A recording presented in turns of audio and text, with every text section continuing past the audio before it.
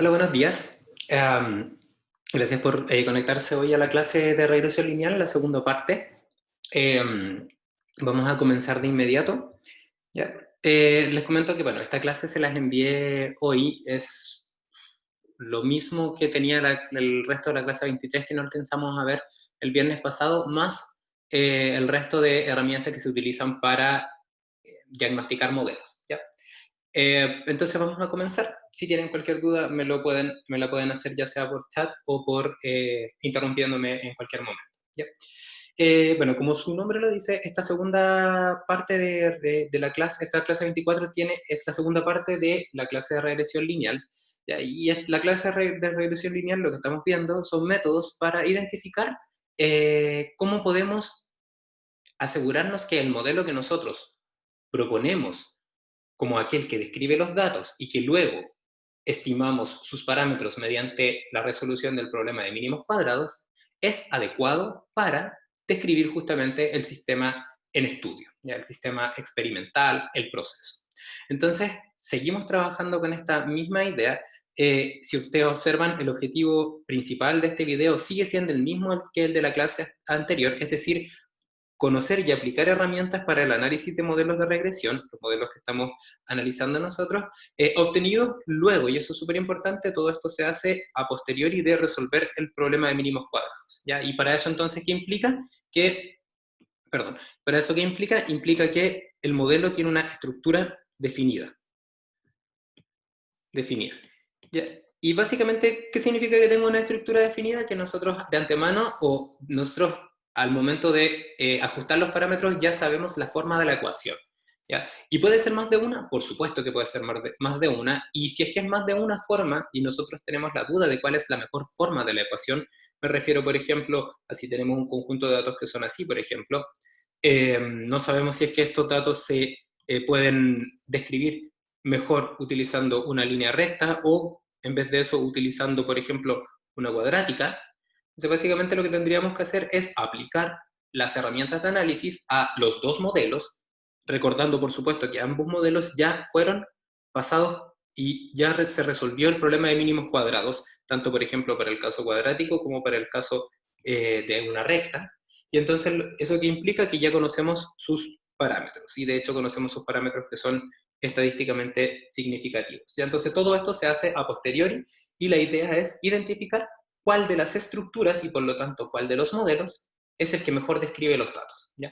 Esta clase es súper importante, súper interesante y de hecho hablo y espero yo darles una visión muy quizá como práctica de cómo se analizan los modelos. ¿Ya? Si ustedes han escuchado alguna vez hablar de, por ejemplo, de Machine Learning o de inteligencia artificial o de modelos de datos, básicamente utilizan estas herramientas para identificar si los modelos que se están aplicando para conocer el comportamiento de sistemas desconocidos es el adecuado o no. Entonces, básicamente lo que ustedes aprendan en esta clase y en la siguiente va a poder ser aplicado perfectamente a los siguientes otros modelos que sean más complejos. ¿Ya? Entonces, vamos a seguir trabajando también con estos dos objetivos secundarios, donde básicamente estamos aprendiendo métodos, y de hecho vamos a aprender el concepto de análisis del modelo a partir de un comportamiento esperado del error de predicción, y a partir de eso seguir definiendo indicadores para el análisis del modelo, donde la idea es terminar hoy con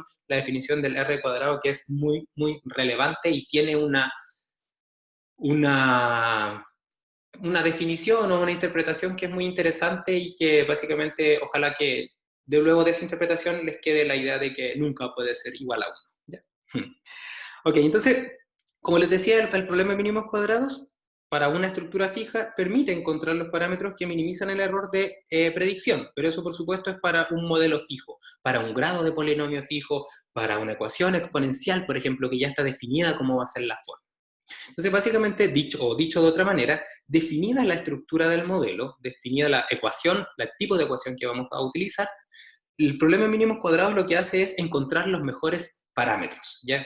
Y por ejemplo, en la figura que aparece a la izquierda de su pantalla, ya sea el modelo de polinomio de grado 1 como el polinomio de grado 2, tienen, fueron obtenidos sus parámetros a partir del problema de mínimos cuadrados. Por lo tanto, en ambos casos, los parámetros que obtenemos en el caso del polinomio de grado 1 y en el caso del polinomio de grado 2, representan el valor de los parámetros que minimizan la suma de los errores cuadráticos, o sea, es el mejor que se puede obtener para una estructura fija, ¿ya? Y eso que implica que no necesariamente, y de hecho no es así, el problema de mínimos cuadrados no nos entrega el mejor modelo, ¿ya? Y entonces complementar el problema de mínimos cuadrados con el análisis y diagnóstico de modelos es lo que permite encontrar el mejor modelo, ¿ya? Entonces, ¿cómo sabemos cuál es el mejor modelo que describe los datos experimentales? Utilizando las herramientas de diagnóstico. Y ahí para eso, básicamente, me voy a referir nuevamente a esta PPT, que es la que había mostrado al principio de las clases de construcción de modelos, ya donde nosotros tenemos una planificación experimental y tenemos un proceso, y ese proceso está sujeto a valores de variables que son controladas, que son variables independientes, perdón, valores de variables independientes que están fijas, valores de variables independientes que están aleatorizadas, y por supuesto, luego de que se obtiene la medida de interés, o sea, luego que se obtiene la magnitud de interés del proceso, tenemos que pasar esa información por un proceso de medición que lo que hace es entregarnos el valor de la variable dependiente medida, la cual es una función o es dependiente de tanto las variables independientes, recordando que esas pueden ser controladas, fijas o aleatorizadas, y también tiene una contribución de el proceso de medición, y eso le vamos a llamar un ruido de medición. Y ahí que básicamente son todo lo que ustedes se pueden imaginar respecto a las aproximaciones que hacemos en el laboratorio, por ejemplo. No necesariamente tiene que ver con el error, por ejemplo, de un determinado instrumento, sino que el error que uno comete al momento de hacer una dilución para obtener finalmente la medición, el error que uno comete al momento de pinchar una muestra en un cromatógrafo, todos esos errores están identificados con este TM que representa el ruido de medición. ¿Ya? Entonces, básicamente lo que sabíamos, habíamos llegado a la conclusión de que la variable dependiente tiene una contribución determinista dada por las variables independientes y una componente estocástica dada por el ruido de medición. ¿Ya? Y lo que nosotros queremos hacer con nuestro modelo de datos es básicamente identificar la relación que hay entre la variable independiente y la variable dependiente, ¿ya? Y ojalá que sea la variable dependiente del proceso y no la medida, ¿ya? O sea, ojalá intentar obtener ese valor que está ahí.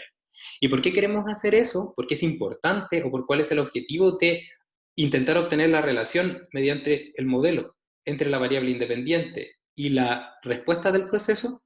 Porque de esta forma luego nosotros podemos tomar decisiones sobre las variables independientes, que generalmente son los grados de libertad de un proceso determinado, son los que nosotros podemos fijar en un sistema experimental para llevar a cabo un experimento. Y conocida esa información sintetizada en el modelo, entonces podemos tomar decisiones y podemos, por ejemplo, optimizar, podemos, por ejemplo, encontrar otro tipo de relaciones que son interesantes, controlar, etc. Entonces, básicamente, esa es la idea. Entonces, como les comentaba, cuando nosotros queremos obtener con el modelo una predicción, la idea es que queremos obtener solo lo que tiene que ver con los efectos que son deterministas, ya que básicamente entonces me interesa cuál es la relación que hay entre la variable de salida y las variables controladas. Entonces, básicamente nos interesa identificar esta parte determinista e intentar dejar de lado la parte estocástica. ¿Ya? Pero lamentablemente no es tan sencillo o no es tan directo, más que no es tan sencillo. ¿Y por qué no es tan directo? Porque nosotros, aun cuando queremos obtener solamente la parte determinista de nuestro modelo, nunca conocemos el valor el valor real de la magnitud dependiente. Siempre conocemos el valor medido. Y tampoco tenemos información respecto a los errores que vamos cometiendo. Entonces es complejo intentar asegurarnos que este valor predicho por el modelo se parezca a a la magnitud dependiente que no conocemos. Y es por eso entonces que lo que hacemos es hacer que en vez de que se parezca la variable predicha a la magnitud que no conocemos, lo que hacemos es hacer que se parezca al valor de la variable que conocemos, que es el valor medido. ¿Ya? Y luego lo que hacemos es identificar si es que el modelo es lo suficientemente bueno para haber identificado y resaltado solamente los aspectos deterministas de la variable medida. Entonces, eso es lo que tiene que ver entonces con el diagnóstico. ¿Ya? Entonces, como les comentaba, eso implica que el valor predicho debiese ser parecido a la variable, a la magnitud que nosotros quisiéramos observar, pero en vez de eso lo que tenemos es que la única información que conocemos de eso es la variable medida, ¿ya? Que tiene asociado este comportamiento estocástico que queremos eliminar, ¿ya? Y que siempre va a estar presente por lo que hemos conversado durante larga parte del curso, ¿ya? Entonces, como no se conoce nunca, entonces el diagnóstico tiene que ser algún método que sea indirecto para intentar evaluar si es que se parece el valor predicho al valor que no podemos medir, ¿ya? Al valor real de la magnitud dependiente, Y.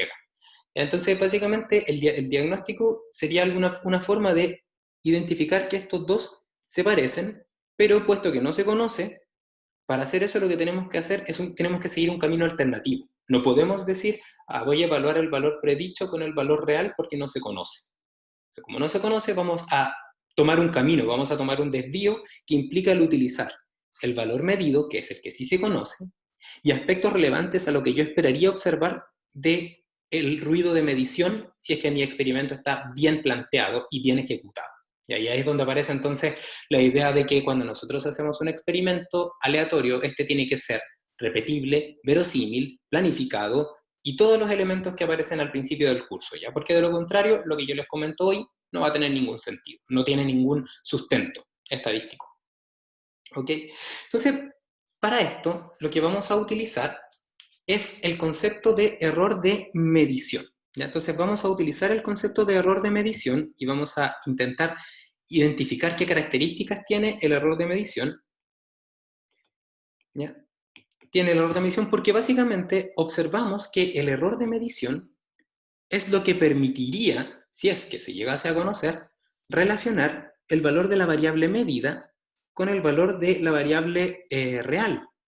De hecho, si es que nosotros conociéramos el error de medición, imaginémonos que tenemos una bola de cristal que nos permite conocer el error de medición, entonces podríamos fácilmente despejar de esta ecuación que relaciona el valor real más el error de medición añadido por el proceso de medición, nosotros podríamos despejar de acá y decir que el valor real sería el valor medido menos el error de medición, y de esta forma entonces utilizar esta magnitud para el problema de mínimos cuadrados. O sea, en vez de hacer en mínimos cuadrados la resta al cuadrado, minimizar la suma de las diferencias al cuadrado entre el valor medido y el valor predicho, si es que se llegase a conocer ese error de medición, entonces el mínimo cuadrado sería el valor real menos el valor predicho, la sumatoria de esos al cuadrado, ¿no es cierto?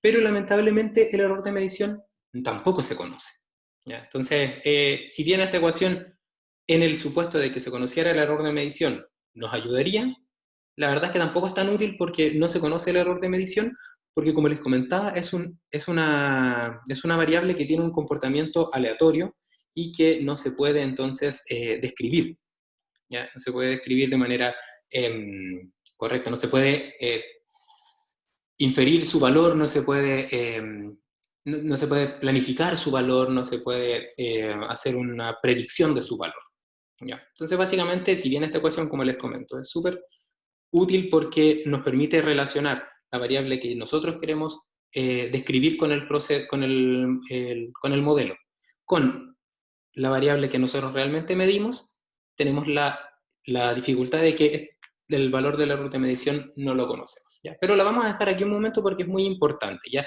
Y de hecho esta es una definición que nos va a ayudar muchísimo, ¿ya?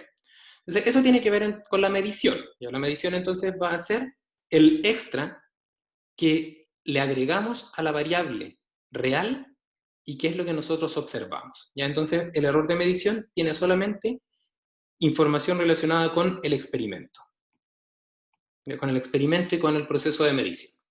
Y por el otro lado tenemos nuestro error de predicción, ¿ya? Y para identificar el error de predicción nos podemos acordar un poco de las clases de mínimos cuadrados, pero básicamente lo que nosotros hacemos con el problema de mínimos cuadrados, ¿no es cierto?, es minimizar la suma de la diferencia que hay entre el valor medido menos el valor predicho al cuadrado, y eso vamos a ir calculando los valores de los parámetros del modelo, ¿no es cierto?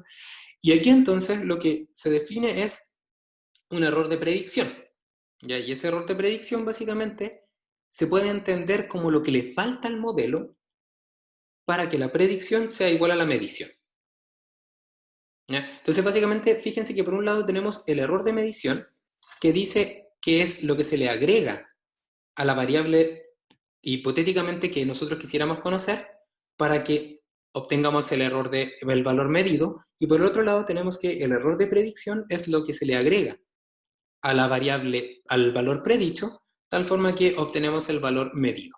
¿Ya? Entonces ese es el error de predicción que está. Entonces, fíjense que este error de predicción combina aspectos relacionados con el experimento y aspectos relacionados con el modelo. Entonces, básicamente, la unión de estos dos ecuaciones es la que permite relacionar finalmente los experimentos y el valor de la variable que nosotros realmente queremos describir con el modelo. ¿Ya? Y básicamente, para hacer eso, lo que debiésemos hacer es igualarlas. ¿Por qué igualarlas? Porque en ambos casos, para cada valor de la variable medida en cada corrida experimental, todo esto ocurre. O sea, el valor en la corrida experimental iésima, ¿ya?, va a tener esa igualdad. Y por el otro lado tenemos que el valor medido de la variable iésima también tiene esa segunda igualdad de predicción. Entonces, básicamente, como el valor medido es el mismo y es conocido, nosotros podemos igualar esas dos expresiones y entonces vamos a tener que para cada corrida experimental iésima se cumple que lo que tiene relación con la definición del error de medición también tiene relación con el error de predicción. ¿Ya? Entonces, aquí esta ecuación es la que nos permite sentar las bases para los conceptos de diagnósticos de modelo, ¿ya? Porque en ambos casos lo que estamos haciendo simplemente es la igualdad I medido es igual al I medido en cada corrida experimental, pero desagregado de una manera inteligente. O sea, primero desagregarla desde el punto de vista de los errores de medición y acá desagregarla desde el punto de vista de los errores de predicción. Entonces, en la ecuación, en la igualación de las medidas, los términos que están en rojo no se conocen, ¿ya? Y por supuesto los términos que están en negro sí se conocen.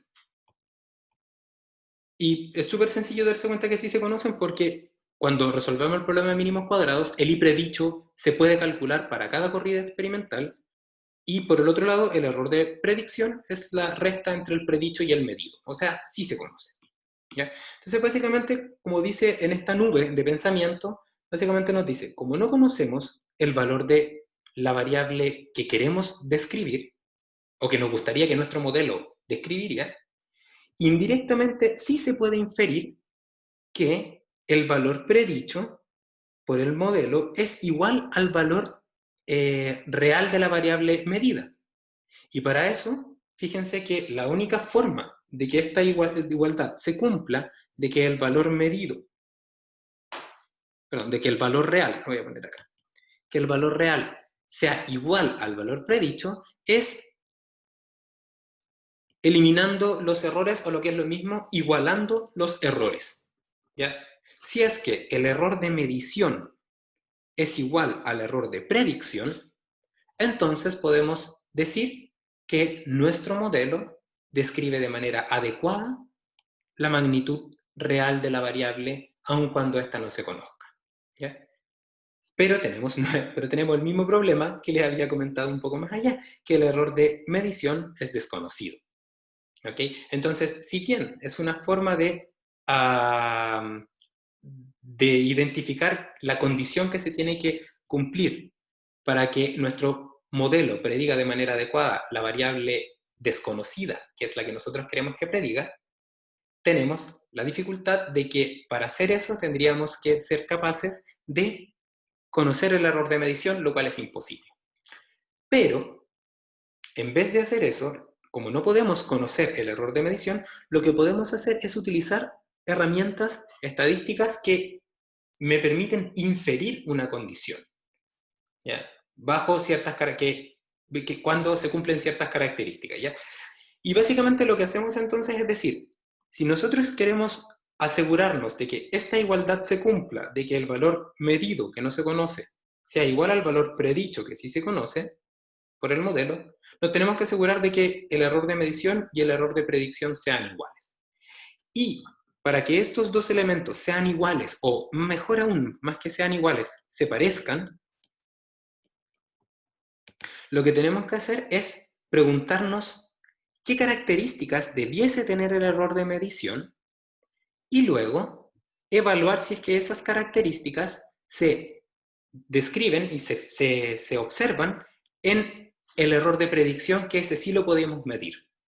¿Ya? Entonces, dicho de otra forma, aun cuando no se conoce el error de medición, para un determinado experimento aleatorio, sí esperamos obtener cierto comportamiento de este. ¿Ya? Y como esperamos cierto comportamiento de este, entonces indirectamente podemos identificar si es que era adecuado o no igualar los errores, siempre y cuando el error de predicción cumpla con los comportamientos esperados. Y fíjense que si cumple con los comportamientos esperados, porque al final esto es una inferencia,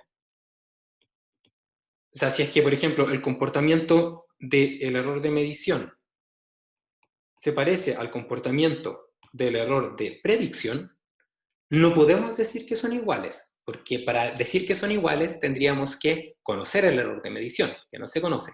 Pero sí, utilizando los conceptos de inferencia, podemos decir de que no habría razón para dudar de que los errores sean iguales. O sea, básicamente H0 no se rechazaría y por lo tanto podríamos llegar a la conclusión es que, como los comportamientos son similares, no habría razón para dudar de que el modelo es malo. ¿Ya? Entonces, básicamente, eso es lo que hay detrás del análisis de diagnóstico de modelos. O sea, todo lo que hacemos para diagnosticar modelos tiene entonces que ver con identificar comportamientos del error de predicción y evaluar si esos comportamientos se parecen a los comportamientos que yo esperaría en el error de medición. ¿Ok? Y si es que eso pasa, el modelo es bueno. ¿Ok? Y básicamente entonces lo que queda es identificar cuáles son los comportamientos esperados del error de medición. ¿Ya? Y entonces para eso vamos a asumir por un momento de que somos capaces de conocer el valor de la variable real de un experimento imaginario. ¿Ya? Entonces, si es que nosotros fuésemos capaces de conocer el valor de la variable real de un experimento imaginario, manteniendo fijo todo, manteniendo fijo, manteniendo fijo y manteniendo fijo, manteniendo fijas todas las variables, entonces, como esto tendría solamente elementos que son deterministas y están todos fijos, si yo repitiera un experimento muchas veces en el mismo punto de U, chi sub p y q, lo que debería obtener es siempre el mismo valor de y, porque y no depende del ruido. ¿Ya? Entonces, básicamente, y dependería solamente de U, de Q y de chi sub p, y como todos esos valores son fijos, tendría siempre un y, por ejemplo, pongámosle yf, y fijo. ¿Ya? Entonces, ese y fijo que ustedes observan está identificado por esta línea que les comento, que les muestro acá, en rojo. Ese sería el valor y fijo, que no se va a mover porque no ha cambiado el valor de las variables independientes. ¿Ya? Y ahora, si eso mismo lo relacionáramos o lo graficáramos, todos esos valores para las variables independientes fijas, con el valor que yo estoy midiendo, yo esperaría que si mi proceso de medición es un proceso que no agrega sesgo, no tiene una tendencia clara por aumentar el valor de la variable real o de disminuir el valor de la variable real, sino que de manera azarosa hay ocasiones donde aumenta la variable real y otras veces que la disminuye, que sería, por ejemplo, el comportamiento que yo debiese esperar cuando cometo un error de redondeo o cuando observo que a veces el valor de la burbuja en el matraz de aforo queda un poquitito más arriba o un poquitito más abajo, si es que tenemos un matraz de aforo, por ejemplo, tenemos un matraz de aforo y entonces a veces que vamos a identificar que aforamos cuando la burbuja está arriba, otras veces cuando la burbuja está abajo. Entonces, en ocasiones vamos a sobreestimar el valor de la variable real, entonces tendríamos una situación como la que ustedes ven arriba, donde están los puntos rojos que representan una sobreestimación de la variable real. Y en ocasiones vamos a poner con un color ahora celeste, vamos a subestimar el valor de la variable real debido a todo lo que les comentaba. Pero si es que mi proceso de medición es adecuado, no debiésemos tener una tendencia asociada a esta sobre o subestimación. Dicho de otro modo, si repitiera este experimento de medir siempre con el valor fijo de u y los valores fijos de todas las variables independientes, si nosotros hacemos un experimento que lo repetimos infinitas veces, por infinito, lo que va a pasar es que el mismo número de veces voy a sobreestimar la variable real y el mismo número de veces voy a subestimar el valor de la variable real. ¿Ok? ¿Y qué implica eso? Implica primero que bajo ese supuesto el comportamiento esperado del error de medición, el cual se puede definir a partir del uso de estadígrafos, diría que primero requeriríamos que, si es que mi experimento no es sesgado, que es lo que yo esperaría obtener, el error de medición tenga una media 0. Porque el mismo número de puntos que hay arriba del valor real es el mismo que hay el número que hay abajo. Y como el error de medición es la resta entre el valor medido y el valor real, entonces lo que observaríamos es que esa raya puede ser las mismas veces positivas que negativas. Entonces, si sumamos todas las rayas, lo que debiese pasar es que la suma de las rayas partido por el número de rayas debiese ser igual a 0. O sea, su promedio debiese ser igual a 0. ¿Ok? Y aparte de eso, también podríamos identificar otra cosa, que si es que podemos asumir que tenemos un sistema de medición bien calibrado, la mayoría de las veces los errores van a estar más bien cercanos a 0, o lo que es lo mismo, la medición va a ser cercana al valor real. Y por supuesto, si es que tenemos un instrumento que no está muy bien calibrado, no debiese pasar eso. Pero estamos asumiendo nuevamente que somos capaces de utilizar información adecuada, porque si no, como les comentaba, todo el análisis que hacemos no tiene sentido. Entonces, si es que mi experimento está bien calibrado, mi instrumento está bien calibrado, el proceso de medición debiese entregarme valores medidos muy similares al valor real, o lo que es igual, errores de medición muy cercanos al 0. Entonces, si tenemos un comportamiento donde tenemos una media 0 y donde tenemos que la mayoría de los datos de error de medición están cerca del 0, yo esperaría que si yo hiciera un histograma del error de medición, la mayoría de los datos estuviese centrado en el 0 y luego obtendríamos una especie de comportamiento normal. ¿Ok? Y entonces tenemos una segunda característica que debiésemos esperar del error de medición. ¿Ya? Entonces tendríamos la primera, que básicamente nos diría que nuestro error de medición debiese tener una media 0, y aparte que el error de medición se debiese distribuir de manera normal con una media 0 y con una varianza que debiese ser similar, perdón, y una varianza que debiese estar relacionada, vamos a poner acá, esta varianza del error de medición, que debiese estar relacionada con el ruido del experimento. Si es que nosotros tuviésemos, por ejemplo, midiendo masas con una balanza analítica de muchos decimales, entonces lo más probable es que tendríamos un sigma cuadrado del error pequeño de medición, porque tenemos un equipo que es no ahora muy preciso, sino que muy exacto. Y si es que por otro lado tuviésemos, en vez de hacer algo con una varianza analítica, lo hiciéramos con una balanza granataria, o con una de estas balanzas que se ocupan para pesar el pan en los negocios, entonces lo más probable es que si la balanza está buena, tendríamos una varianza grande del error de medición. Entonces, básicamente, esa varianza, más que depender dependería del tipo de error asociado a la experimentación. ¿Ya? Y la tercera que aparece acá es una muy interesante, que dice que el otro comportamiento que esperamos obtener es que el error sea no correlacionado. ¿Ya? ¿Qué significa que sea no correlacionado? Que el valor del error que nosotros registramos por ejemplo, en la corrida experimental 1, no depende de nada más que de él mismo. ¿Ya? No depende, por ejemplo, del valor de U. No es función no es función del valor de U, tampoco del valor de la variable medida, tampoco del valor de los errores anteriores, tampoco error de medición, por ejemplo, anterior. No depende de nada, ¿ya? Y eso es súper importante porque básicamente, y tiene mucho sentido porque no tiene lógica el pensar de que el error que yo cometo al momento de aforar va a depender de algo más allá de el azar que yo tengo y de, por ejemplo, mi vista que quizás no es la mejor, pero no depende, por ejemplo, de si es que como ayer usé una distancia respecto a la marca de aforo por arriba, ahora voy a hacerlo por abajo. No, siempre tendríamos que seguir el mismo procedimiento y eso tiene que ver con la sistematización. Entonces, dicho de otra forma, si mi experimento aleatorio está bien planteado y es sistemático, yo debiese esperar que el error de medición sea no correlacionado. ¿Qué significa que sea no correlacionado? Que no depende de nada. Su valor no depende de nada.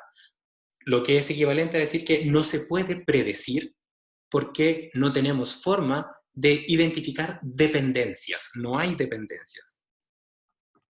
Dependencias.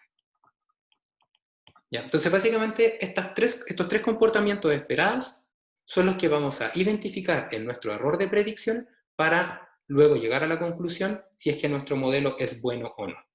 Entonces, básicamente, el diagnóstico de modelos, en palabras muy sencillas y luego de haber dado un background primero teórico respecto a lo que vamos a hacer a continuación, implica que el modelo será, fíjense que acá es súper interesante, el modelo no es que sea bueno. Básicamente lo que vamos a decir es que no hay razón para dudar de que el modelo sea bueno, ya no hay razón para dudar de aquello,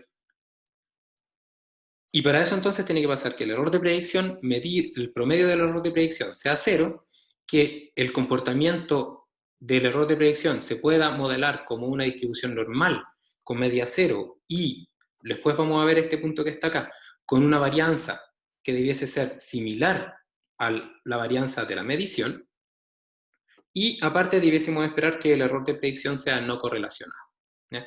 Entonces, todos estos análisis que vamos a hacer, debiésemos hacerlo en el error de predicción o lo que es lo mismo en estas rayitas que ustedes están observando destacadas con amarillo. Entonces, estas son las rayitas que nosotros vamos a extraer, error de predicción, las vamos a poner, por ejemplo, en Excel, en una columna, error de predicción, y lo que vamos a hacer son análisis utilizando las herramientas que ustedes ya manejan para calcular promedio, para calcular, por ejemplo, para identificar un histograma, ¿ya? Y por supuesto también para hacer un análisis de correlación. Vamos a poner análisis de A de correlación, A de cor. Y eso es lo que nos va a identificar entonces, o nos va a permitir identificar si es que el modelo que nosotros estamos planteando tiene evidencias para decir que es malo o no hay evidencias para decir que es malo. Porque nunca vamos a poder decir que es bueno, pues a ciencia cierta, porque nunca vamos a conocer el error de medición, ¿ya? Entonces eso es súper importante que lo tengamos presente, ¿ya?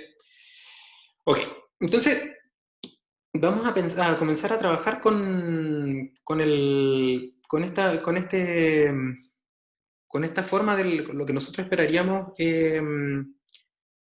identificar como comportamientos esperados, pero antes vamos a parar un poco en algo que es súper interesante y que tiene que ver con esto que yo les marcaba acá, el error de predicción, varianza del error de predicción y la varianza del error de medición.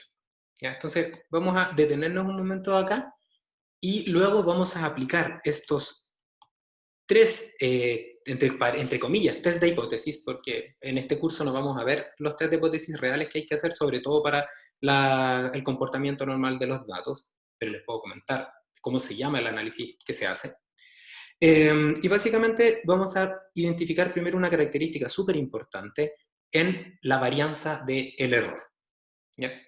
Entonces, para eso, quiero mostrarles una forma de ver la varianza, ya que es un poco, no digamos distinta, pero una interpretación de ella, ¿ya? Entonces, ¿qué podemos decir de la varianza? Ya que su título es varianza del error de predicción, pero primero hablemos sobre la varianza, ¿ya? Entonces, como dice en la parte derecha, dice la varianza se puede interpretar como una medida de movimiento, ¿ya? Y generalmente los sistemas físicos, para que estos tengan movimiento, necesitan energía. ¿ya? Y podemos identificarlo como una medida de movimiento respecto a una referencia. ¿Ya? Entonces, fíjense, por ejemplo, en los dos ejemplos que les pongo. A la izquierda tienen valores medidos de una variable y, ¿ya? Que tienen, bueno, pueden observar que están distribuidos alrededor de un promedio. ¿Ya? Este promedio que está acá, esta raya negra que está acá, representa el promedio de los datos rojos. ¿Ya? Entonces, para el caso 1, podemos observar de que la varianza, que es la suma al cuadrado de las rayas rojas, entonces varianza es, nosotros sabemos que es la sumatoria al cuadrado de las rayas rojas partido por los grados de libertad, la varianza de Y, podemos observar que si es que los datos se mueven respecto al promedio, entonces la varianza de Y es distinta de 0. Dicho de otra forma, si hay movimiento respecto a un punto de referencia, que en este caso es el promedio, o si es que es lo mismo, si es que los datos tienen, comillas, comillas, energía, entonces es de esperar que la varianza sea distinta de 0.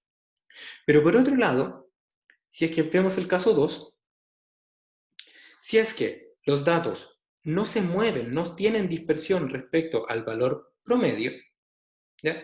Entonces podemos identificar que la varianza es igual a 0, porque el movimiento respecto a una referencia es igual a 0, porque no hay distancia respecto a ella. ¿Ok? Entonces, la varianza entonces vamos a definirla como eso, como una identificación de qué tanto se mueven los datos respecto a un punto de referencia que se llama promedio. ¿Ya? Entonces, como la varianza tiene que ver con el movimiento, ¿ya? Entonces nosotros podríamos tomar ese concepto, ¿ya? Y tomarlo y agregar ciertas características, ¿ya? O sea, darle ciertos matices. Por ejemplo, que observando lo siguiente, fíjense, que me voy a devolver hasta acá, hasta la primera parte de las PPT, hasta este punto. ¿Ok? Si es que, imagínense ustedes, que si es que existe una dependencia entre la variable independiente u y la variable medida ym, entonces si es que hay dependencia, yo esperaría obtener experimentos que tengan esta forma como la que ustedes ven acá. ¿No es cierto? Que hay una dependencia, en este caso positiva. Aumenta U, aumenta Y. ¿Ya? Y si es que nosotros observamos, voy a tirar un poquitito más allá el gráfico. Entonces, si nosotros observamos, acá con los 1, 2, 3, 4, 5, 6, 7, 8 datos experimentales que dibujamos, y a estos 8 datos le sacamos el promedio, nosotros sabemos que existe una dependencia de U porque los datos se mueven alrededor de un promedio. Y a medida que cambia U, esas distancias van cambiando. ¿Ya? Por lo tanto, varianza se puede relacionar, varianza de Y, se puede relacionar con dependencia con respecto a la variable independiente. ¿Ya? Entonces, podemos hacer esa extrapolación, si quieren. Y de hecho, fíjense cómo es acá. Si es que, fíjense que en este caso, para distintos valores de la variable U, en distintos niveles, el valor de la variable Y no cambia, medida. Se mantiene siempre en el mismo punto. ¿Por qué pasa eso? Porque no hay dependencia de Y con respecto a U. Entonces podríamos decir que si nosotros tomamos datos a distintos valores de U1, U2, U3, y entonces calculamos la varianza del valor medido, si es que la varianza es 0, quiere decir que no hay dependencia. ¿Ya? Pero bueno, la verdad es que tampoco es tan así, porque como los datos son medidos, entonces realmente lo que nosotros debiésemos observar es un comportamiento más bien como este. Si es que no hubiese dependencia entre I y U, en vez de tener puros valores alrededor del promedio, sobre el promedio, estos valores oscilarían entre valores que están por encima y por debajo del promedio. Y eso sería entonces equivalente al error de medición. ¿Ya? Pero observamos que si es que le quitáramos el error de medición, entonces pasaría esto porque los datos tendrían una varianza 0 porque no hay dependencia entre I y U. Dicho de otra forma, entonces, la varianza de los valores medidos, o lo que es lo mismo, el movimiento de los valores medidos, se puede descomponer en un aporte determinista y en un aporte estocástico.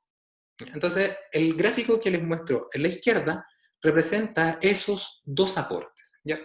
Si nosotros nos imaginamos por un momento que, antes de poner ahí el I predicho, vamos a dejarlo ahí, todo bien, la línea negra corresponde al valor real de la variable, el valor real de la variable medida.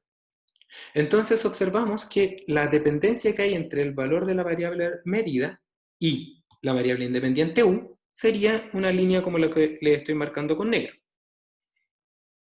¿Ya? Y eso sería uno de los aportes que tendría a la varianza de los datos rojos o medidos el efecto determinista de la dependencia entre Y y U. Y a eso tendríamos que agregarle el aporte que entrega el proceso de medición al movimiento, que básicamente hace que se desvíen los datos respecto al valor real. ¿Ok? Entonces podemos decir que la varianza de los valores medidos se compone de un aporte determinista más un aporte estocástico. Y eso entonces podríamos decir que tendríamos como un aporte de la varianza determinista y un aporte de la varianza asociada a los elementos estocásticos. ¿Ok?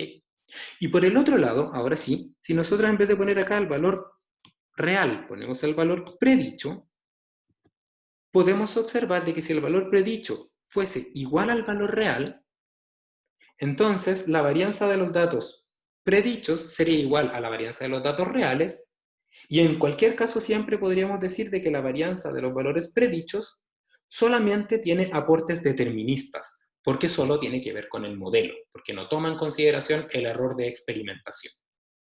¿Ok? Entonces, la varianza del error de predicción nos puede servir para identificar qué porcentaje del movimiento de los datos es explicado por el modelo. Y por lo tanto, qué porcentaje de los datos deterministas. ¿Ya? Y fíjense lo que pasa. Si es que por el mismo ejemplo, el mismo proceso, pero con un sistema de medición más preciso, implicaría que la dependencia determinista se mantendría y lo que observaríamos es que la desviación respecto al valor real sería menor, puesto que el instrumento preciso tiene un ruido más bajo, o el operador experimentado tiene un error más bajo.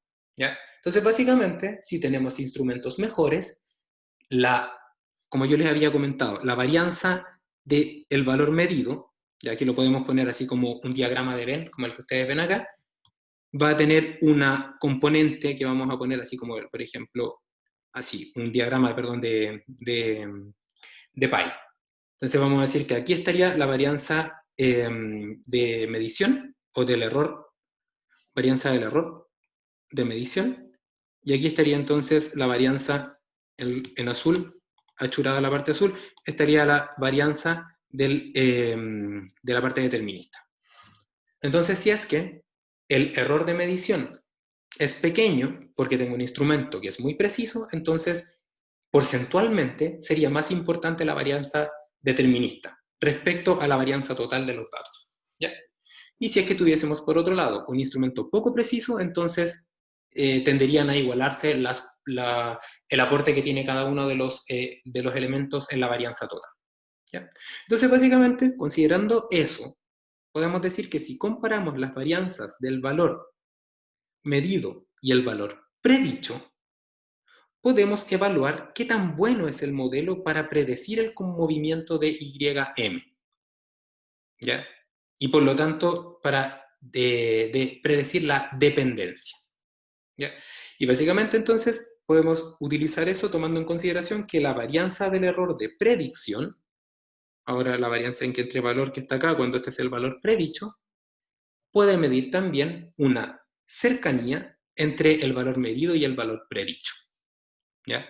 Dicho de otra forma, si es que la varianza del error de predicción es 0, porque no hay error de predicción, quiere decir que YM e YP son completamente cercanos. ¿Ya? Ok. Entonces, Lo que les voy a mostrar a continuación es un desarrollo matemático que tiene al final de esta PPT el detalle completo. Si lo quieren seguir, lo pueden ver con posterioridad al finalizar la clase en las láminas que están al final, ¿ya? Están en el anexo. ¿Ya? Pero lo que vamos a hacer entonces es utilizar este concepto de el aporte que hay a la varianza total de los datos medidos, la parte determinista, que es la que nosotros esperamos medir con el modelo, respecto a la parte estocástica, que sería el error de medición, y vamos a definir un indicador que reúne esas dos varianzas y las pone con una medida en tanto por ciento, que es el coeficiente de determinación de Pearson, o también conocido como coeficiente R cuadrado. ¿Ya?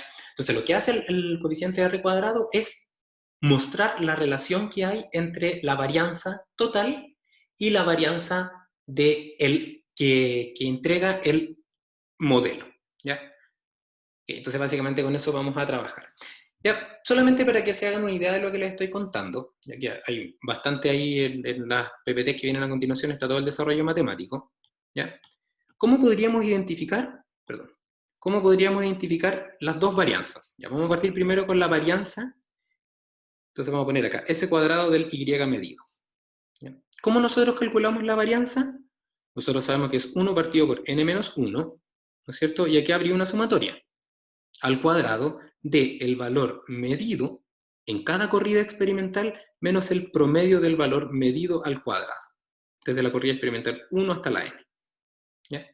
¿Y cómo se vería gráficamente esa distancia? Entonces, si nosotros nos fijamos solamente en los puntos rojos, vamos a ponerle un zoom ahí, entonces básicamente, por ejemplo, vamos a poner acá que aquí va a estar el valor promedio del valor medido. ¿Ya? Y entonces la varianza sería proporcional a la suma que hay al cuadrado respecto al valor promedio y el valor de la variable medida, que estaría dada por ese valor que está ahí. Entonces, básicamente, cada una de esas rayas rojas al cuadrado representaría el valor de la varianza. Entonces, básicamente, con eso tendríamos la varianza del valor medido.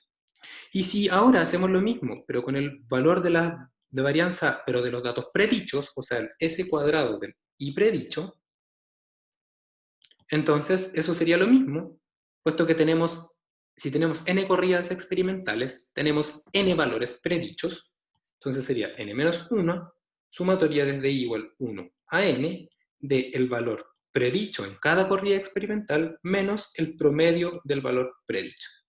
¿Ya? Y que si observan, este podría estar, vamos a ponerlo un poquitito, quizá un poquitito más arriba, aquí por ejemplo, acá, estaría el y predicho promedio, y entonces, esto es al cuadrado por supuesto, la varianza del y predicho sería entonces esa distancia que ustedes ven acá, ahora con negro, esa distancia que está acá, esa no hay distancia, esa distancia, distancia y distancia.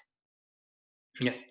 Entonces, básicamente, la varianza de los dos elementos debiese darme como resultado una relación que permita entonces identificar qué proporción del movimiento total está dado por el movimiento que solamente es atribuible al modelo. ¿Ya? Algo así como el valor de la varianza partido por el valor de la otra varianza. Y eso nos daría una relación en tanto por uno. ¿Ya? ¿Qué características son importantes identificar? Por supuesto hay que decir que el valor de S cuadrado del I medido siempre va a ser mayor al S cuadrado del I predicho. ¿Por qué? Porque el I medido siempre va a tener más movimiento que el I predicho, porque el I medido siempre va a tener asociado error de medición. Entonces, lo que podría llegar a pasar es que estos dos fuesen iguales, pero como les comentaba, si son iguales, duden, como vamos a ver a continuación. ¿Ya? Ok, entonces, para hacer este análisis de relación de varianzas o movimientos medidos y deterministas o predichos, vamos a utilizar la varianza del error de predicción. ¿Ya? Entonces, básicamente, en este caso hemos definido que m es el número de corridas experimentales totales. Entonces aquí, para utilizar la misma notación, debiésemos poner una m y un m ahí arriba. ¿Ya? Entonces, vamos a decir lo siguiente.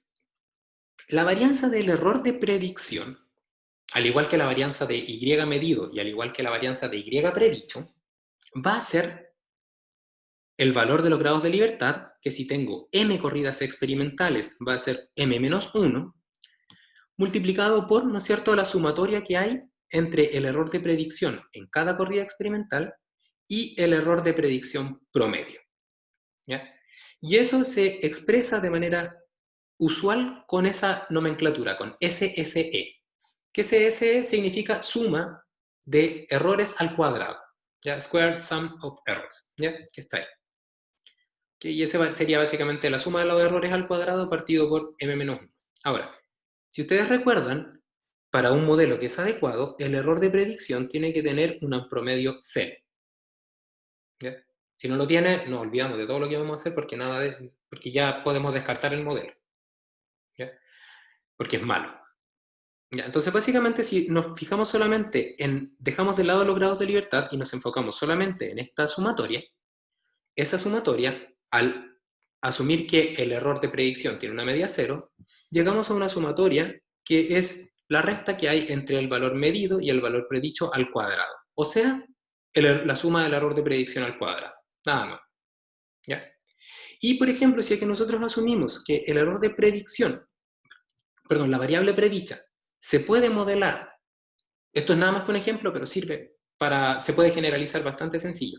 La variable predicha se puede modelar con una ecuación de la recta, o sea, con un beta 0, obtenido por mínimos cuadrados, más un beta 1, obtenido por mínimos cuadrados por el valor de la variable independiente.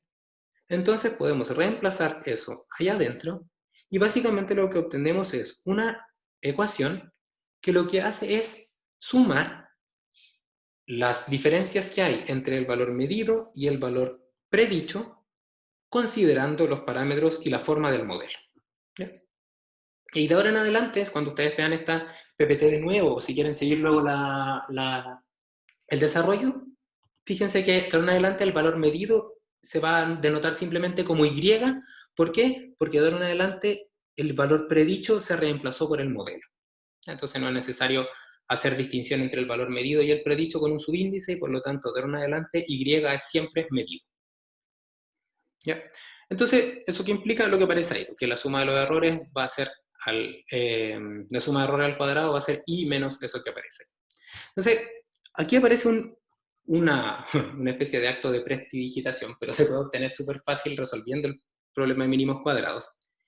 Las ecuaciones que muestran cómo es, que permiten obtener el valor de beta 0 y beta 1 en mínimos cuadrados, se obtienen a partir de resolver analíticamente el problema de minimización.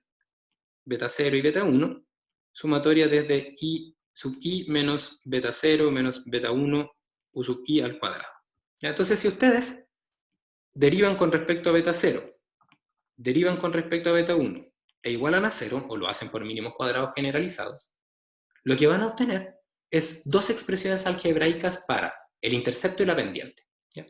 Para el intercepto, la expresión que se obtiene es la que ustedes observan ahí, que básicamente el intercepto es igual al valor promedio, es sumatoria desde I partido por M, menos beta 1, que se obtiene de ahí abajo, multiplicado por la sumatoria de los U sub I partido por M. Esa es una expresión que se puede obtener bastante sencillo, ya se puede obtener, como les digo, haciendo un par de pasos algebraicos desde el mínimo cuadrado. ¿Ya? Y así también se puede obtener que la expresión del beta 1 se puede mostrar de esta forma que está ahí. ¿Ya? Donde básicamente el beta 1 es una sumatoria menos unos términos partido por otra sumatoria menos otros términos. ¿Ya?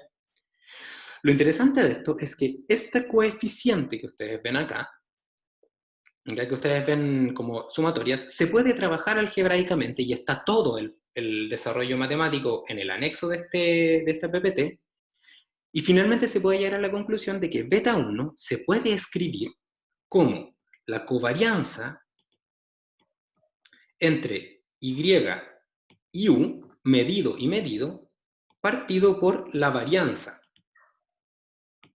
de U. ¿Ya? No es muy difícil llegar a eso, ya así como les digo, si quieren saber cómo se hace, pueden irse a la parte de atrás de estas PPT y ver dónde aparece eso. ¿Ya? Pero básicamente recuerden que la covarianza es la sumatoria de 1 partido por m menos 1 de I sub I menos I promedio por U sub I menos U promedio. ¿Ya? Esa sería la covarianza. Y la varianza de U sería 1 partido por m menos 1, sumatoria de ui menos u promedio al cuadrado. Para que recuerden que son ecuaciones, si se fijan al final, esos términos cuando conocemos los valores medidos, conocemos todo básicamente. Es fácil calcular estos valores de los interceptos y pendientes, ¿ya? Entonces, básicamente, lo interesante de toda esta, de este valor que aparece acá, de esta, perdón, despeje que aparece acá, que aparece la covarianza partido por la covarianza, es el hecho de que si nosotros reemplazamos en la SSE esos elementos, entonces vamos a llegar a que lo que hay en este sistema, suma de errores al cuadrado, de suma de errores al cuadrado, perdón, sí, es equivalente a poner una sumatoria de términos, donde tenemos i sub i menos, y aparece este beta 0, que este beta 0 es i promedio, ya que está acá, y luego aparece un beta 1, ya, que como tenemos un signo negativo, que es un signo positivo, ¿ya? Y el beta 1 sería el SYU partido por la varianza de U, luego tendríamos menos beta 1, ¿ya? Entonces tendríamos ahora, perdón, y esto multiplicado por U sub I, perdón, y eso multiplicado por sub I. Entonces tenemos este valor que está acá, más ese que está aquí, y luego tendríamos menos el SYU partido por S cuadrado de U, y eso multiplicado por U sub I. Eso es lo que uno podría llegar a obtener luego de hacer de ir reemplazando los términos de manera adecuada, ¿ya? Entonces, al respecto, ya que esta expresión se puede trabajar un poco más, ¿ya? ¿Y cómo se puede trabajar un poco más? Bueno, básicamente lo que hay que hacer acá es hacer un par de pasos intermedios, por ejemplo, que esto es realmente SYU partido por SU al cuadrado, 1 menos U sub I, y ahí hay un par de cosas más que hay que, perdón, al cuadrado, un par de simplificaciones más que hay que hacer, que como les digo, está al final de los anexos. Y entonces lo que podemos hacer es que luego de harta álgebra, que está al final, y recordando que el coeficiente de correlación lineal, que no es igual al r cuadrado, es igual a la relación que hay entre la covarianza de i con u partido por la desviación estándar de i por la desviación estándar de u, ¿ya?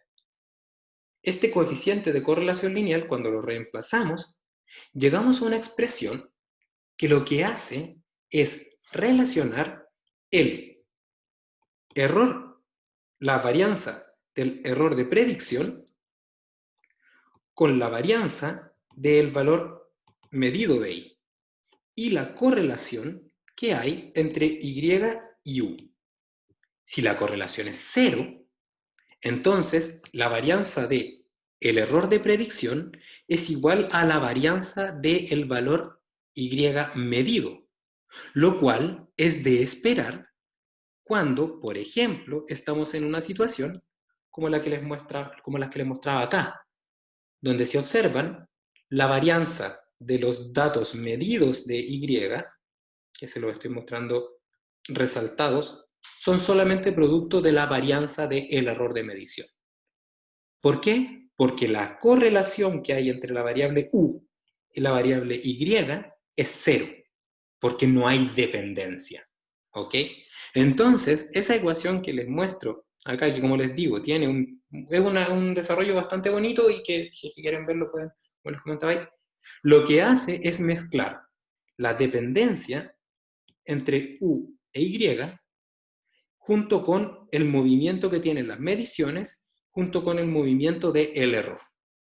Y todo eso lo mezcla y entonces se obtiene un indicador al despejar este valor r que está aquí, cuadrado, que es el coeficiente de determinación de Pearson, que básicamente es despejar. Si ustedes observan, para despejar el r cuadrado, tendríamos que tirarlo para el otro lado, factorizar por ese y cuadrado y luego dividir por él.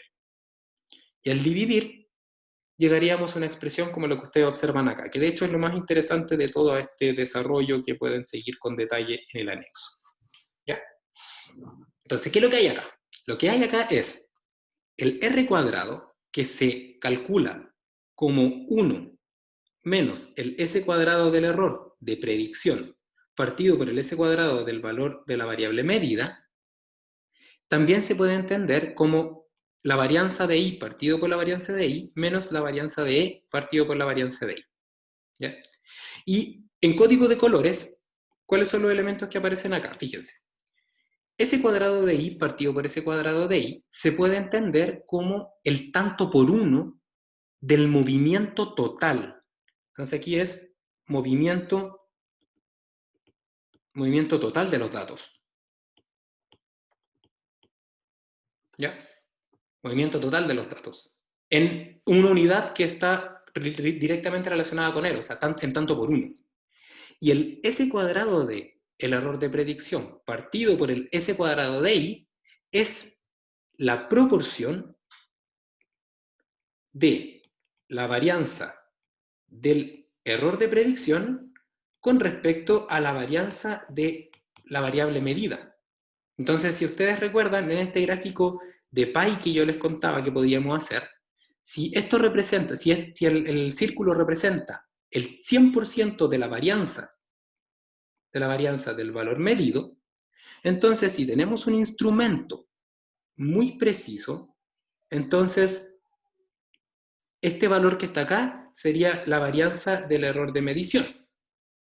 Y si es que el modelo es muy bueno, entonces el error de medición sería igual al error de predicción y por lo tanto esto sería la varianza del error de predicción. ¿Y qué implicaría eso? Que el valor del R cuadrado sería proporcional al área achurada en rojo, puesto que el área achurada con rojo representaría la varianza, determinista, la componente determinista de los datos medidos. ¿Ya? ¿Y eso qué significa finalmente? Que si el error de predicción y el error de medición son iguales, entonces el modelo lo que hace es, de manera adecuada, predecir el movimiento de los datos solamente por concepto de la parte determinista de él. ¿Ya? ¿Ok? Y entonces básicamente lo que hay acá, esta expresión que está del R cuadrado, nos permite identificar una forma de caracterizar que también predice el movimiento de los datos, un determinado modelo, identificando qué porcentaje de el total de la varianza es explicado por el error de predicción, o lo que es lo mismo, qué porcentaje del movimiento total de los datos es explicado por la varianza del valor predicho. ¿Ya? Ya. Entonces, por supuesto que hay que hacer ejemplos y todo, y ustedes tuvieron una ayudantía ayer sobre esto, pero básicamente lo interesante de todo esto es el concepto, independientemente del cálculo. ¿Ya? Si es que nosotros tenemos valores medidos que tienen un componente determinista y un estocástico, y los valores predichos solamente tienen que ver con la parte determinista, entonces, si es que algo que tiene determinista más estocástico, le estoy restando la parte estocástica, lo que obtengo acá sería la parte determinista, la resta de esos dos. Y eso es equivalente entonces al porcentaje de la componente determinista del movimiento de los datos medidas que es explicado por el modelo. ¿Ya? Y para darse cuenta de eso, uno, si es que no le gusta más la parte como analítica y más bien le gusta aplicarlo, llegar a demostraciones matemáticas, no es muy difícil hacerlo, puesto que existe una propiedad de la varianza, de la suma de ellas, y que dice fundamentalmente que la varianza de una suma es igual a la varianza de A más la varianza de B, más 2 veces la covarianza entre A y B. ¿Ya? Entonces, si es que nosotros decimos que el valor real está compuesto el valor medido, está compuesto de el valor predicho más el error de predicción, y nosotros aplicamos el operador varianza, lo que va a pasar es que me va a quedar la varianza del valor medido, o sea, el S cuadrado de Y, va a ser igual al S cuadrado predicho más el S cuadrado del error de predicción, más 2 veces la covarianza. ¿Ya? Una igualdad que se puede despegar. Ahora, si es que tenemos un modelo que es bueno, el error es no correlacionado. Si el error es no correlacionado, entonces esto siempre es cero, porque no hay relación entre el error y otra variable.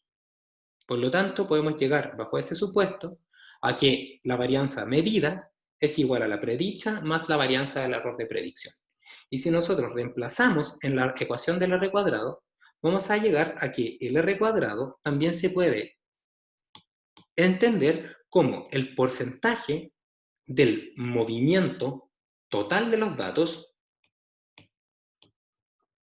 explicado por el modelo. ¿Ya? Y esto que está acá es lo más importante al final del r cuadrado. ¿Ya? Porque si ustedes notan, por ejemplo, si tuviésemos un comportamiento como este, fíjense.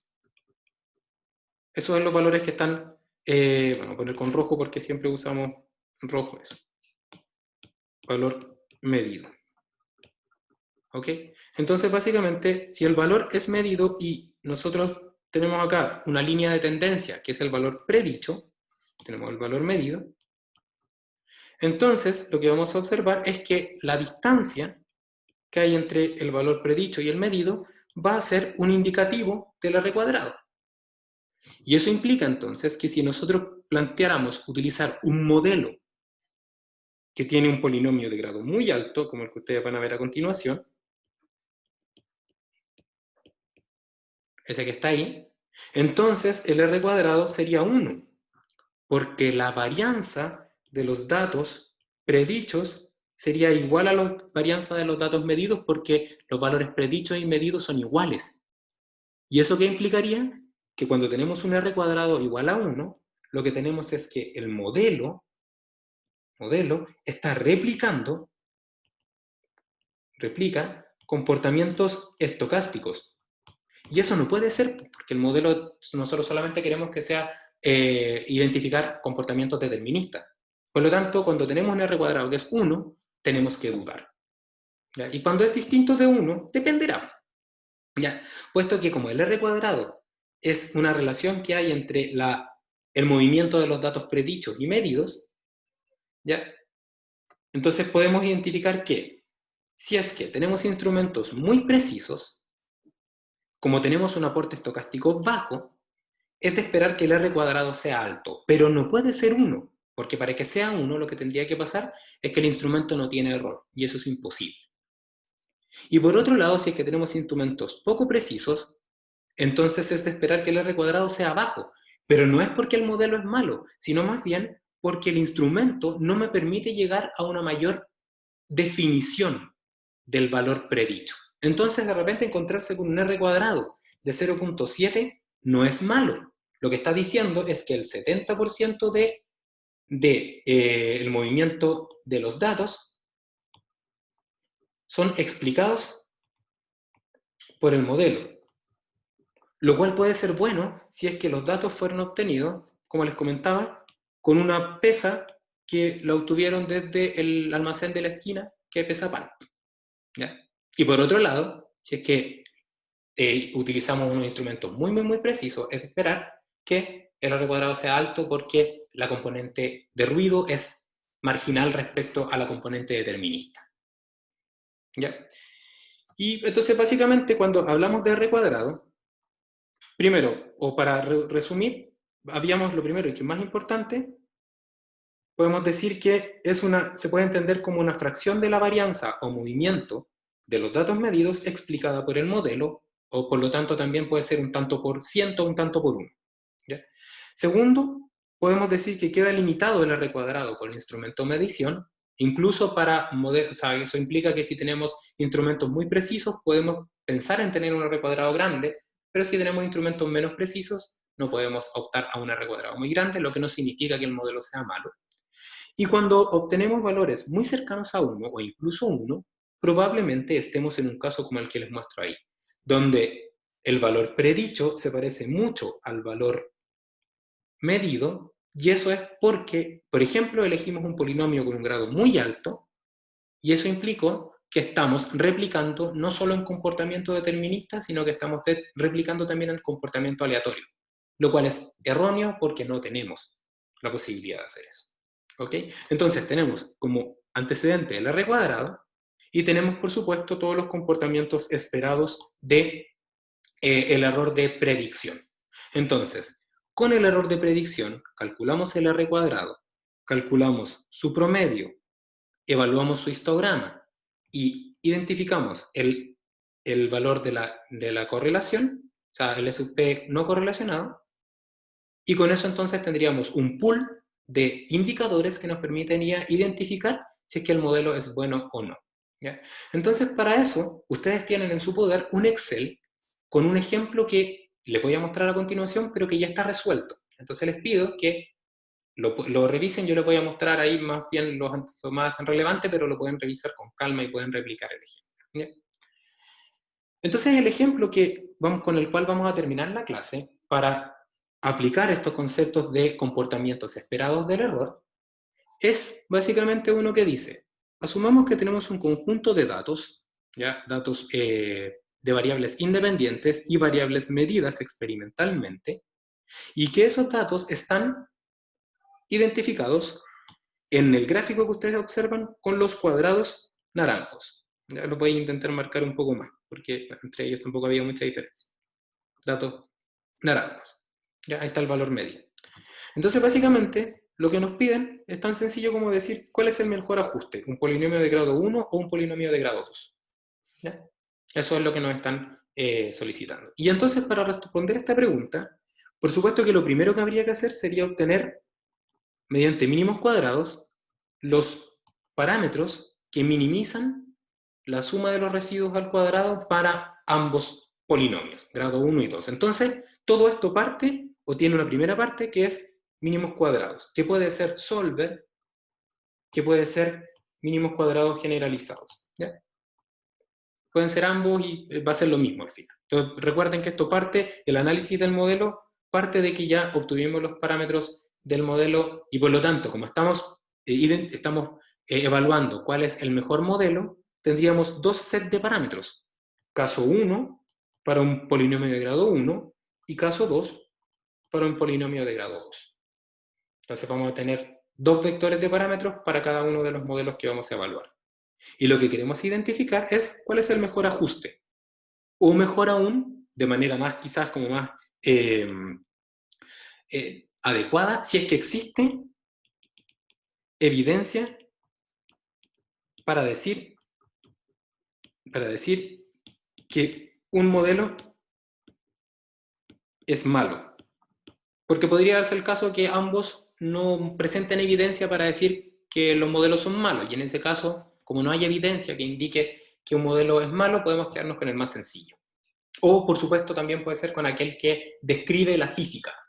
Eso también es súper importante, ya porque acá estamos solamente tratando con datos, pero también lo podemos complementar con lo esperado físicamente. ¿Ya? En la gráfica, la línea azul representa la línea obtenida con el polinomio de primer orden, primer grado, y la línea gris representa el polinomio de segundo grado, y los marcadores que hay en cada una de las líneas representan los valores predichos.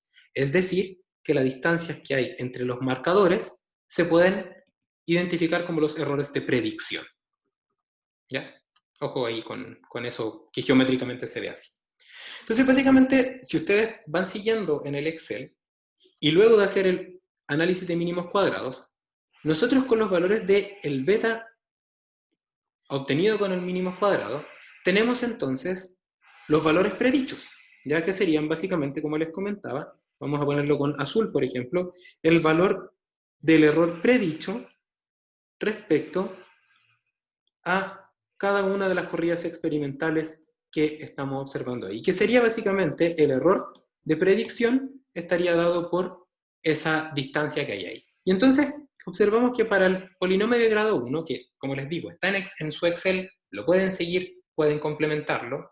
Ya de hecho en la descripción del video ahí les pongo desde qué minuto aparece el ejemplo, ya para que nos quede más fácil luego. Entonces, básicamente nosotros podemos definir tantos errores de predicción como corridas experimentales tenemos, y con esas corridas experimentales podemos plantear tantos errores de predicción como modelos queremos evaluar.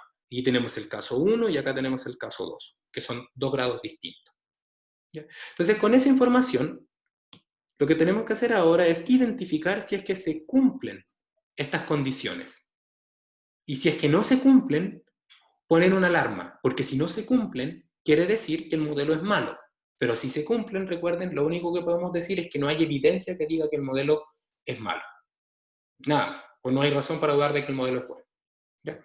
Entonces, si nosotros calculamos los errores de predicción para las distintas corridas experimentales, hasta la última corrida experimental, M, lo que vamos a obtener es que podemos calcular un promedio y una desviación estándar, y por lo tanto una varianza. Y lo que observamos abajo representa ese detalle. Entonces, ¿qué notamos?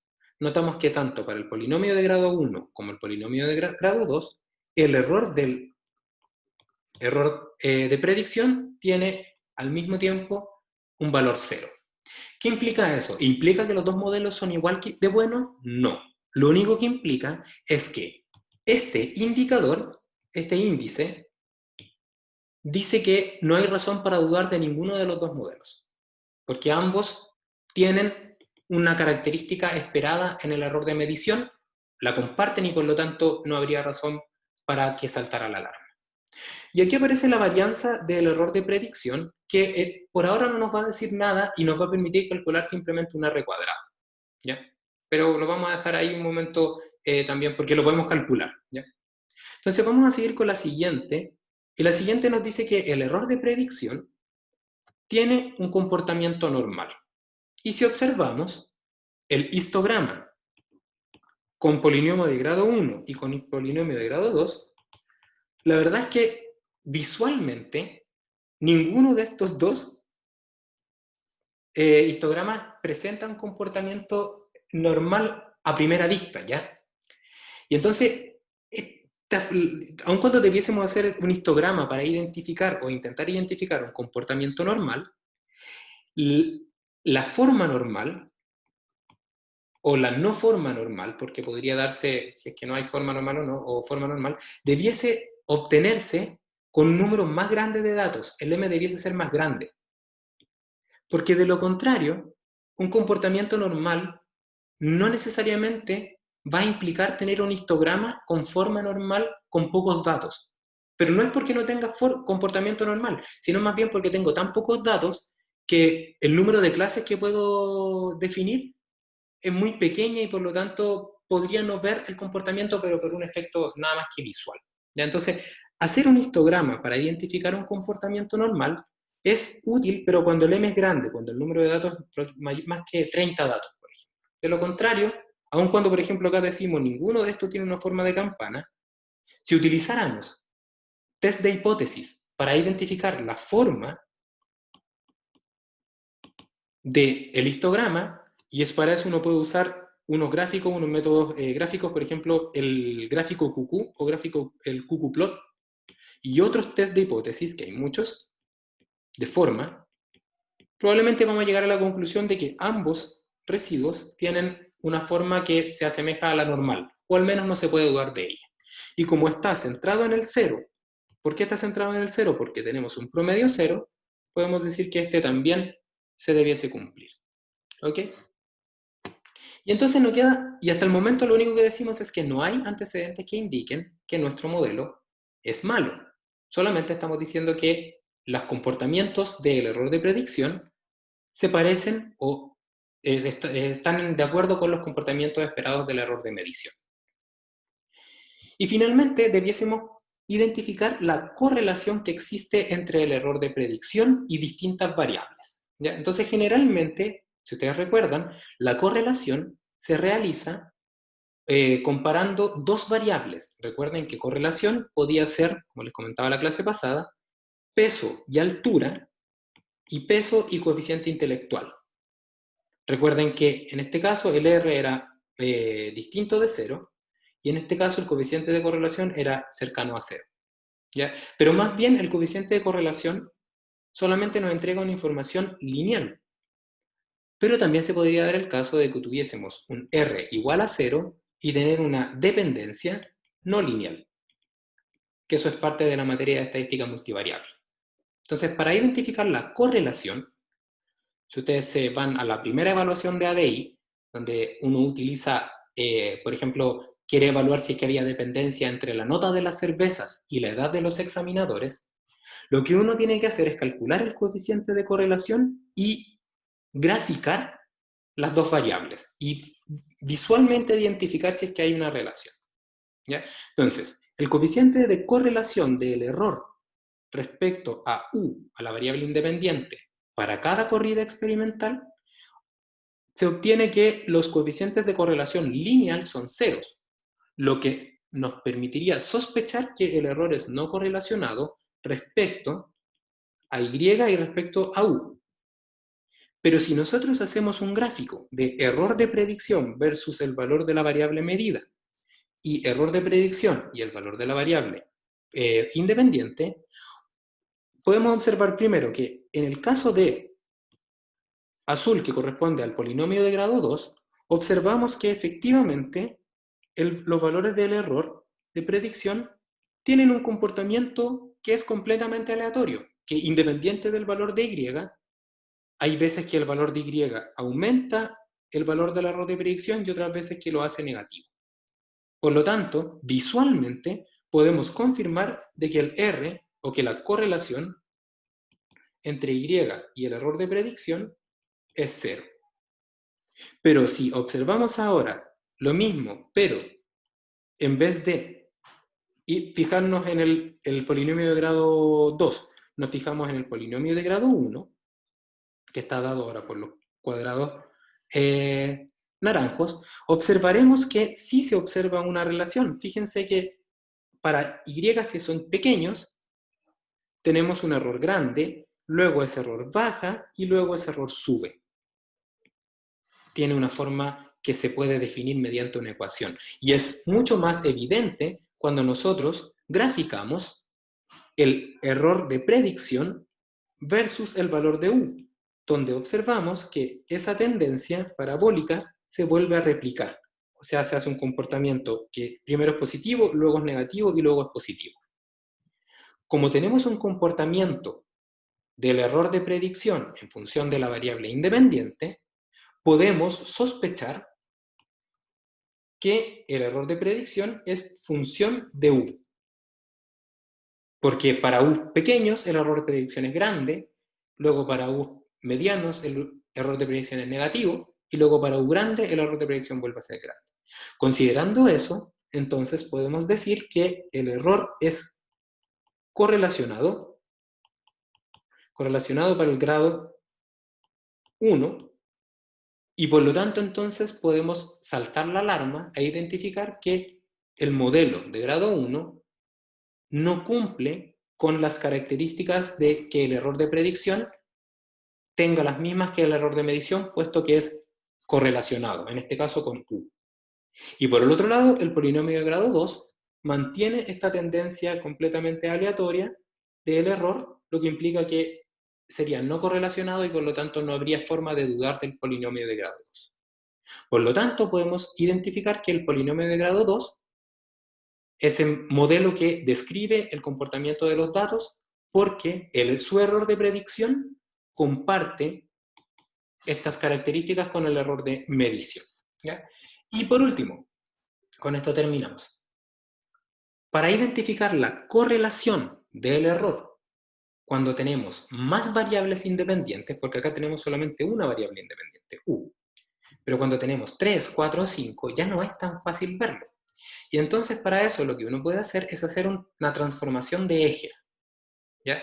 Y entonces lo que se hace es graficar el valor predicho con el valor medido. Y lo que ustedes observan con una línea negra es una línea de 45 grados, ¿ya? Que básicamente es la línea que dice Y predicho es igual a Y medido. ¿Ya? Un modelo bueno, por lo tanto que tiene un error no correlacionado, es aquel en el que los puntos Y predicho versus Y medido se distribuyen de manera aleatoria alrededor de la línea Y igual Y. Y un modelo correlacionado, o sea, aquel que tiene un error que no es como el error de medición, es algo que tiene una forma bien definida, como lo que ustedes están viendo acá. Esa forma implica correlación del error de predicción y por lo tanto implica que el modelo no está bien, no es un buen modelo. No. ¿Ok? Entonces, de esa forma, somos capaces de identificar los comportamientos esperados y con esos comportamientos esperados, entonces tenemos un pool de herramientas que incluye el cálculo del R cuadrado para diagnosticar. ¿Ya? Solamente para que les quede la idea, el R cuadrado de ambos polinomios era cercano a 0,98, lo pueden revisar en el Excel. ¿Ya? Entonces, como les comentaba, si quieren conocer más acerca de cómo se calcula el R cuadrado, desde la PPT 34 en adelante, pueden seguir los pasos algebraicos para la determinación de este indicador. ¿Ya? Con esto terminamos la primera parte de los diagnósticos de los modelos, donde hemos identificado que un modelo es adecuado si es que comparte media, distribución y comportamiento no correlacionado con respecto al error de medición. La próxima clase vamos a hacer análisis, pero ahora de la varianza, para ver si es que son comparables la varianza del error de predicción con la de medición. ¿Ok? ¿Tienen dudas respecto a lo que conversamos? No, profe. ¿Se entendió? Sí, sí. Súper. Sí, Ya. sí. Si observan, lo único que hacemos acá es como los pasos como extra que tienen que hacer es calcular el error de predicción y apliquen las herramientas que ocuparon de estadística descriptiva de la primera materia. Y eso es todo. ¿Ya? Entonces eso, nos vemos el próximo viernes. Que les vaya muy bien. Si tienen dudas me escriben. Que tengan buen día. Chao, profe, nos vemos. Chao, profe, que esté bien. Igual.